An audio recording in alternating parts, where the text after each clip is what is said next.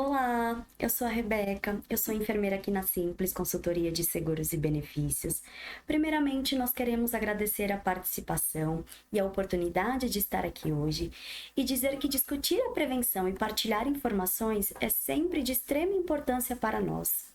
E nós vamos abordar este mês um conteúdo bastante enriquecedor que é relacionado à prevenção da obesidade. E lembrando que a melhor medida é sempre a prevenção. E um pouco sobre mim, eu iniciei minha trajetória em 2010 como auxiliar e técnica de enfermagem, sou graduada desde 2014, fiz algumas especializações. Atualmente, eu estou na atenção primária à saúde e meu grande desafio é sempre capacitação e desenvolvimento continuado. E aí nós iniciamos o tema sobre prevenção da obesidade. Hábitos saudáveis são fundamentais para prevenir a obesidade.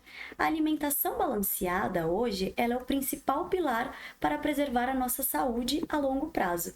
Ela ajuda a controlar o nosso peso e prevenir também infecções e complicações cardiovasculares. Biscoitos, chocolates, refrigerantes e salgadinhos, eles são apenas alguns exemplos das delícias encontradas nas nossas lanchonetes, supermercados e nas mesas de milhares de brasileiros. A nossa cultura também colabora para o consumo de alimentos industrializados e que contenham grandes quantidades de gordura, açúcar e sal. No geral, esses alimentos que são ultraprocessados, eles possuem, claro, um sabor mais agradável, mas eles também possuem um prazo de validade alto, são pobres nutricionalmente, ricos em calorias e gorduras e com inúmeros aditivos químicos. E qual é o grande causador hoje da obesidade? A causa fundamental da obesidade é um desbalanço energético entre calorias consumidas e calorias gastas, ou seja, a pessoa está ingerindo mais calorias do que o seu corpo consegue gastar. Isso, com o passar do tempo, o corpo vai armazenar toda essa caloria na forma de gordura e, claro, aumentando o peso corporal. A obesidade é uma doença que ela pode ser influenciada por múltiplos fatores. E aí, quais são esses múltiplos fatores? Claro que através dos nossos hábitos de vida, como alimentação não saudável, predisposição genética, questões hormonais, obesidade materna, falta de atividade física, estresse, o uso de alguns medicamentos, ser privado da minha quantidade e qualidade do meu sono. E também a obesidade ela é considerada como um fator multissocial e psicológico. E quais são os perigos hoje da obesidade? A obesidade ela compromete o bem-estar do indivíduo. A condição pode dificultar a realização de tarefas simples e de rotina, e aí ela pode gerar alguns sintomas, como dores gerais no corpo em decorrência de sobrecarga de articulações, problemas na coluna, fadiga e indisposição. No entanto, o maior problema da obesidade é a condição que favorece o desenvolvimento de várias outras doenças. E quais são essas outras doenças causadas pela obesidade? Nós temos alguns exemplos aqui, que são eles: AVC isquêmico, doenças cardíacas, osteoartrite e artrose, disfunções eréteis, hipertensão, diabetes, alguns tipos de câncer, refluxos gastroesofágicos e também vários tipos de depressão. Hoje a obesidade ela é caracterizada por um valor que é calculado através do índice de massa corpórea, que é muito conhecido como IMC. Como que eu faço esse cálculo? Eu divido a minha altura ao quadrado pelo peso. E aí eu tenho os resultados. 18,5, que é um peso abaixo da média. Então eu sou caracterizada como desnutrida. Entre 18,5 e 24,9 eu estou no meu peso normal. Entre 25 e 29,9 sobrepeso e maior que 30 no meu grau de obesidade. E segundo os últimos dados estatísticos do IBGE, o excesso de peso ele já afeta 61,7% da população adulta, sendo que 26,8% já estão obesos. E a Pesquisa Nacional de Saúde também revelou que 19,4% dos adolescentes com idade entre 15 e 17 anos apresentaram excesso de peso e 6,7% dessa população adolescente já estava obesa. O percentual tanto da obesidade quanto do excesso de peso, ele está sempre subindo. E claro que isso é decorrente em ambos os sexos, tanto feminino quanto masculino. E aí, quando a gente fala de obesidade, a gente não pode deixar de dizer sobre os males da gordura. Hoje, o excesso de gordura no corpo, independente de qualquer tipo, traz resultados maléficos. Os principais dados que temos hoje mostram que, com o passar dos anos, a maioria das pessoas que eram metabolicamente saudáveis já estão deixando de ser. A gordura ela pode se acumular em alguns tecidos corporais, e aí nós temos 3 exemplos.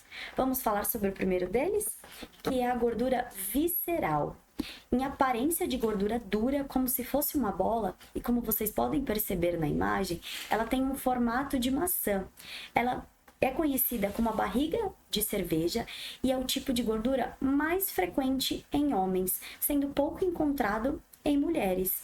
Ela se acomoda junto aos órgãos e está muito associada ao desenvolvimento de doenças cardiovasculares e síndromes metabólicas. Ela é uma gordura que afeta negativamente a nossa saúde e, além de aumentar a inflamação dos órgãos, ela ainda reduz a quantidade do hormônio masculino, que é essencial para a perda de gordura e que faz com que esse metabolismo seja acelerado. Vem de um aumento gradativo e em decorrência de hábitos de vida inadequados e não saudáveis. Portanto, para reverter esse quadro, várias mudanças são necessárias de estilo de vida. O segundo mal da gordura aí é a gordura intramuscular, que é quando a gordura começa a ocupar o espaço dentro da fibra muscular. E aí o meu músculo ele fica doente, inflamado e começa a perder a qualidade, força e mobilidade. A doença ela não costuma dar sintomas inicialmente, mas com o tempo o músculo ele vai perdendo a função e passa a ser substituído pela gordura. O excesso de gordura intramuscular ele é preocupante e se relaciona muito com resistência à insulina também. E o último mal da gordura aí é a gordura subcutânea. E como vocês podem perceber novamente na imagem, ela tem um formato de pera, é muito mais frequente nas mulheres e porque é decorrente do estrogênio, o hormônio feminino, que favorece o acúmulo de gordura nos quadris, nos seios, nas coxas e nas nádegas. A gordura subcutânea em algum momento satura e passa a se depositar epitopicamente, ou seja, nos próprios órgãos. É aquela gordura sob a pele, podendo apresentar menor risco para a nossa saúde. E aí a gente pode esclarecer um pouco aí do tratamento de obesidade. Tudo que está na base, abaixo da pirâmide, é o que nós devemos iniciar. Então, nesse início, nós temos, claro, a reeducação alimentar com a inserção de uma nutrição saudável no nosso dia a dia. A nossa segunda base é a modificação comportamental e o início de atividade física. Claro que eu posso ter medicamentos aliados a esse meu tratamento com recomendações médicas e por último, a última tentativa, que são as cirurgias bariátricas. A necessidade nutricional ela é ímpar e cabe ao nutricionista traçar um plano de alimentação adequada a cada pessoa individualmente, com ênfase inclusive no tipo de gordura abordada. E aí, cuide-se. A principal recomendação hoje de todos os especialistas é investir em uma dieta nutritiva, balanceada, priorizando os alimentos que são in natura, ou seja, naturais, com consumo rotineiro de frutas, verduras, legumes e grãos integrais. Além disso, a rotina deve contar sempre com a prática regular de atividades físicas. Dessa forma, para cuidar principalmente da saúde do coração e de outros órgãos que sofrem com obesidade, adote hábitos saudáveis e controle o seu peso. Previna-se através de ações como tendo alimentação saudável, praticando atividades físicas, controlando o consumo de sal, açúcar e o excesso de refrigerantes.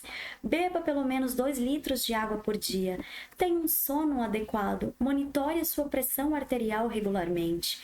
Controle o seu colesterol. Faça exames preventivos e também exames relacionados a doenças cardiovasculares.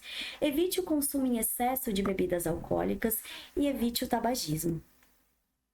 Faça esse acompanhamento regularmente. O ideal é um acompanhamento multidisciplinar, que além do médico, o paciente tenha acesso ao nutricionista, educador físico e psicólogo. Sem um acompanhamento especializado, além da chance do resultado não ser esperado, corre-se o risco de piorar alguma doença pré-existente ou até mesmo alguma doença desconhecida pelo próprio indivíduo ou paciente. E a obesidade hoje, ela vai muito além do peso, certo? Mantenha sempre a sua saúde em equilíbrio, não pule nenhuma etapa, siga as opções de tratamento de forma recomendada. E isso tudo é referenciado pela nossa cultura, pelas dimensões de gênero, raça e etnia. Tenha sempre o seu ponto de vista bem esclarecido e baseie em práticas produtivas adequadas e sustentáveis. Eu deixo aqui algumas referências utilizadas nessa apresentação e obrigada!